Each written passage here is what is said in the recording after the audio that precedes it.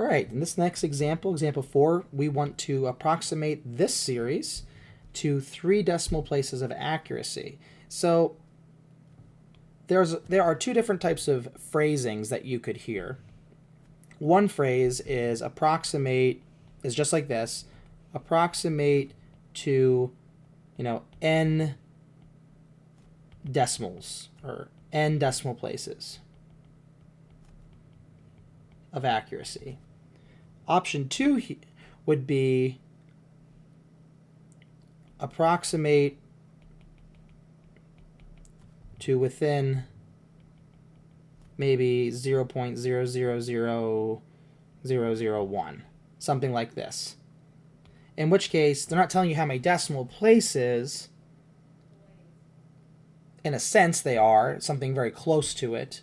But they're just telling you an actual size. Make the gap, make the distance between the true value and the estimated value to be less than this amount.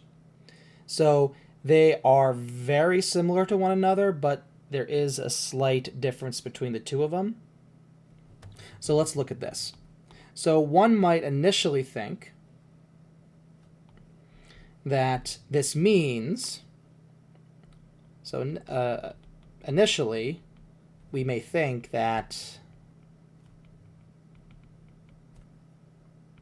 we want S, the true value of the sum of the series, minus our partial sum to be less than 0.0001. Or maybe we might even think 001 because there are 3 things right here.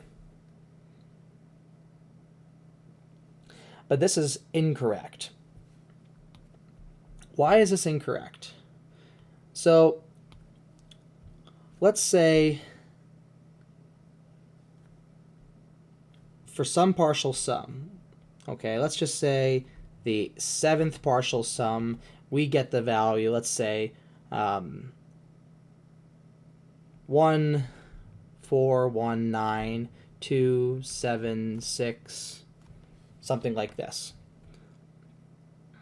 Okay. Now, if we want 3 decimal places of accuracy, that means we want these numbers in red to be stable numbers. We don't want them changing. So we want to keep these numbers the same. So any changes that do occur, so for instance, if we were to increase our accuracy by looking at one further partial sum, adding on that next term, we want any and all changes that occur numerically to occur at somewhere down here, not in these 4. We want these to still be the same. So 419, let's say, 381, something like that. So we still want these to be stable. Okay. Well, if changes only happen in these numbers only,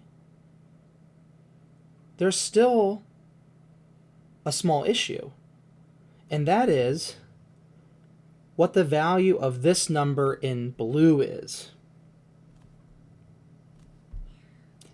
These numbers here, if they are less than 5, then we would never round this first omitted digit. We would never round this last digit, I should say. This number would force this number, the 9, to round up. So we want to make sure that this first omitted digit is less than 5. If that's the case, that will not cause any rounding to occur, which means this last number that we're trying to keep stable, it would keep it stable. It would be unchanged. So really, what we want is this. So if we say 3 decimal places, we actually want 0.0005. We want to be strictly less than that. That will ensure that the 3rd decimal place does not get rounded up due to this being a number 5 or larger. So one thing we can summarize here, in case you encounter another problem like this, it will be to estimate something to n decimal places of accuracy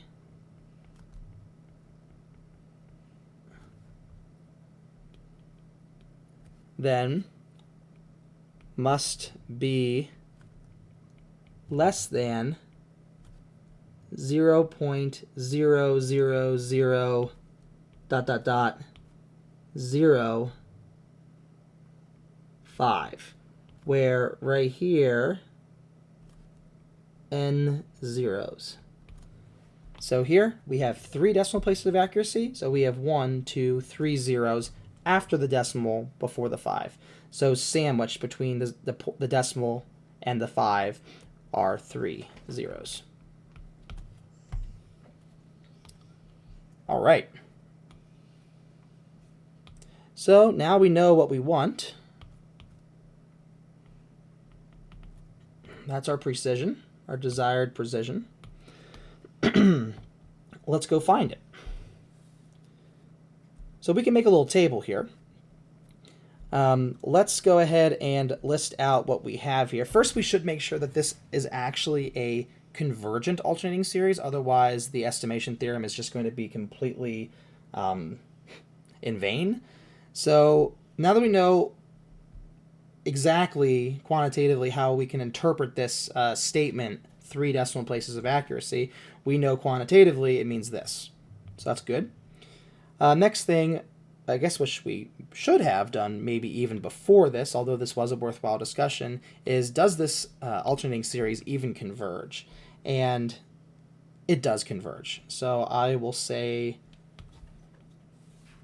this converges since our series term, a sub n, is -1 to the n times b sub n, where the positive part of our sequence b sub n is 1 over n factorial, where b sub n equals 1 over n factorial is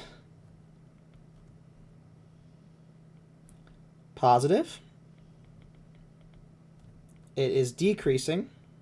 It's a decreasing sequence. And the limit of it, as n goes to infinity, does equal 0. So these three facts are the hypotheses of the alternating series test. So the alternating series test implies that this series converges.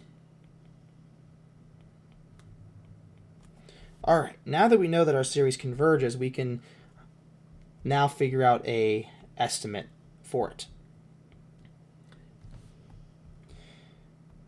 So let's go ahead and write out the series in a long form.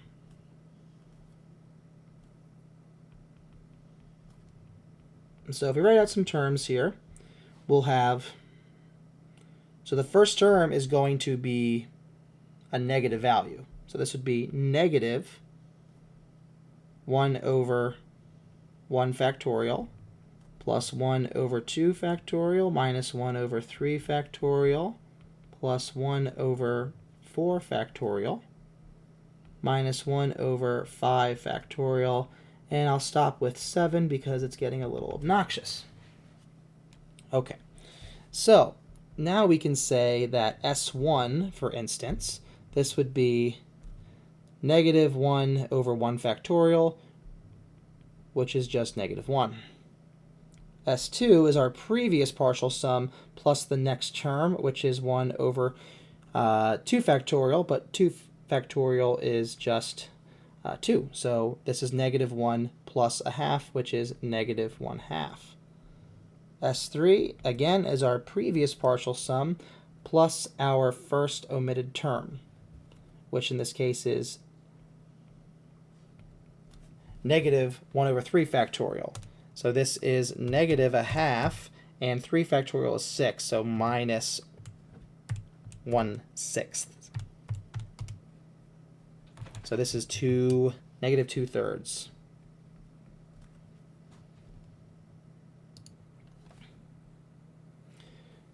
Okay, so S4, this is the previous partial sum, negative 2/3, plus 1 over 4 factorial. 4 factorial is 24, so this is negative 2/3 plus 1/24, which is negative 5/8.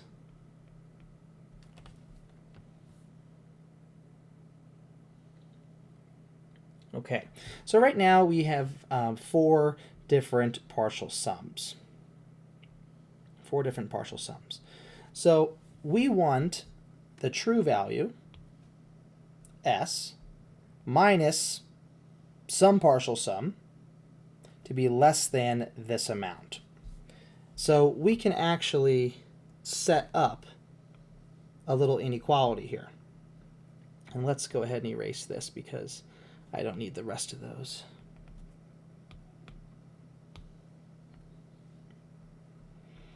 So we can write the absolute value of s minus a partial sum, s sub n.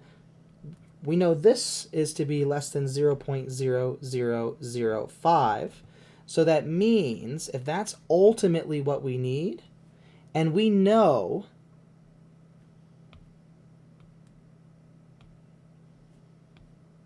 let's focus on what we know.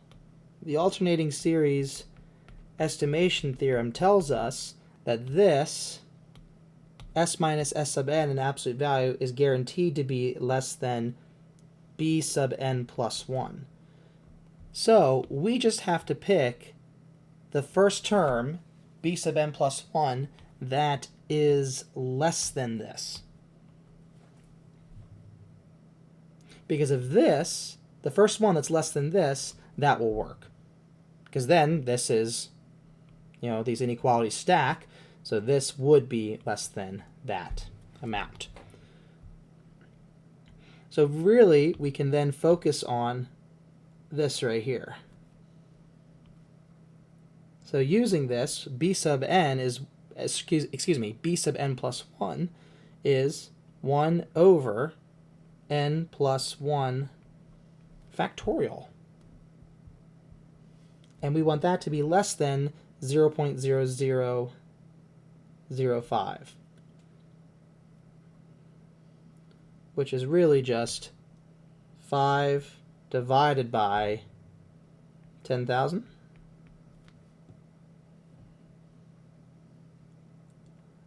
Yep. So now we can manipulate this inequality. I can multiply both sides by 10,000, divide by 5, and multiply by n plus 1 factorial. We can simplify the left-hand side and get 2,000. So 2,000 is strictly less than n plus 1 factorial. Now factorials grow really quickly. So we want to figure out what is the first value of n that makes this inequality true. So you could just sort of create a table on an Excel spreadsheet in your calculator. You'll have the value of n, and then you'll have the value of n plus 1 factorial. So when n is 1, for instance, we'll have 2 factorial, which is 2, which is not strictly greater than 2,000. 2 is 3 factorial, which is 6, and you get the idea. So I'm just going to do a couple random ones here. Factorials grow fairly large, so let's check what 8 factorial is. 8 factorial is 40,320. Whoa, one too far. So let's jump down, let's try 7 factorial. 7 factorial is 5,040. Well, so it looks like 6 must be, hopefully, the right one. So 6 factorial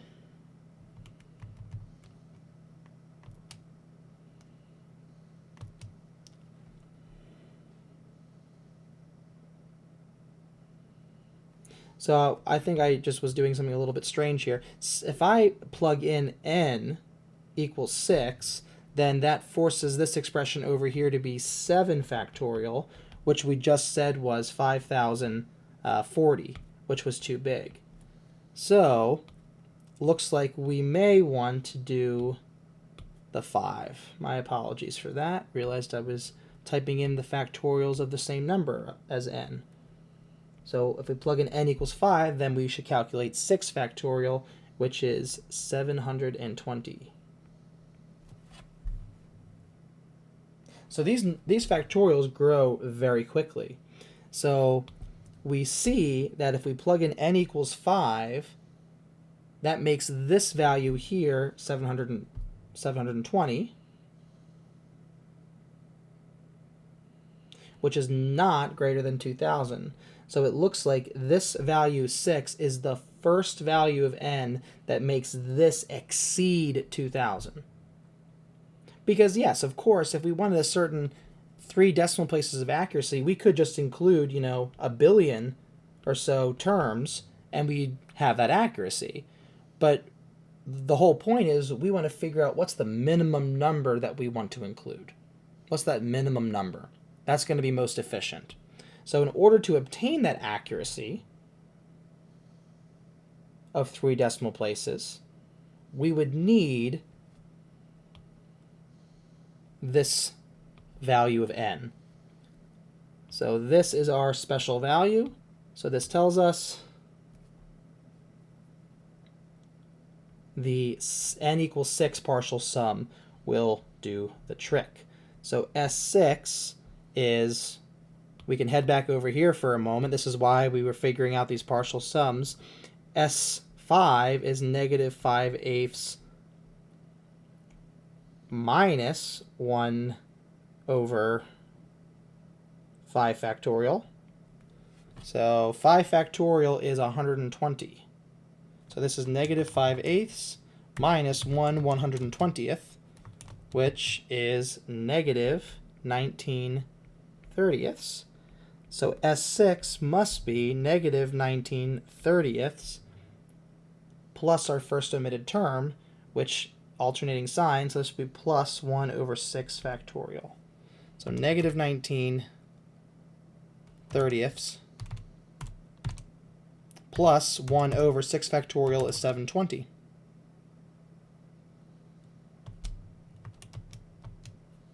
So this is negative 91/144.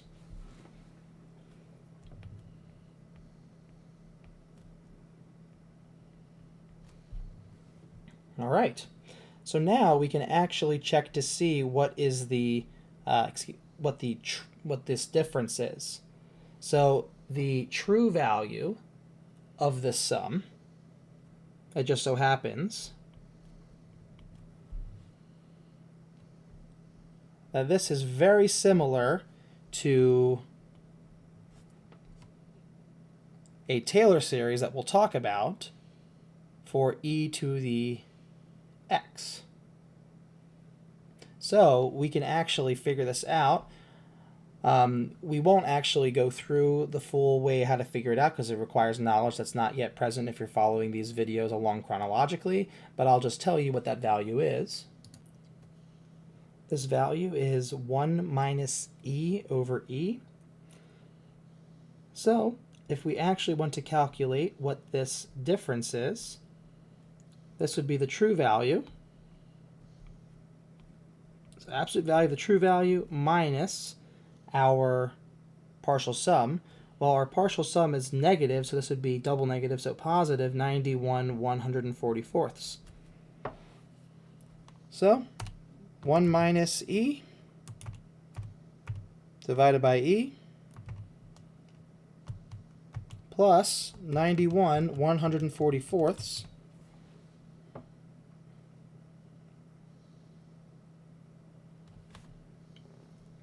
This is negative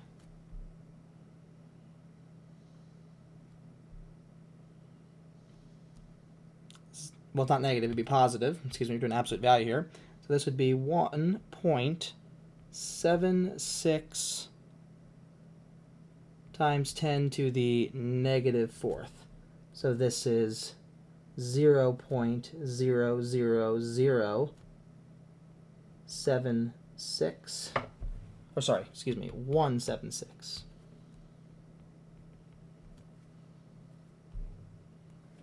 All right, if we think about it, 1, 2, 3, 4. Yep.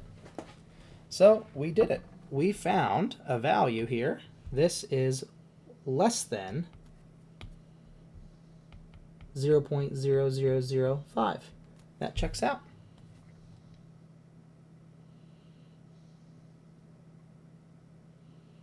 So our approximation, just so we have everything all figured out, this is our approximation.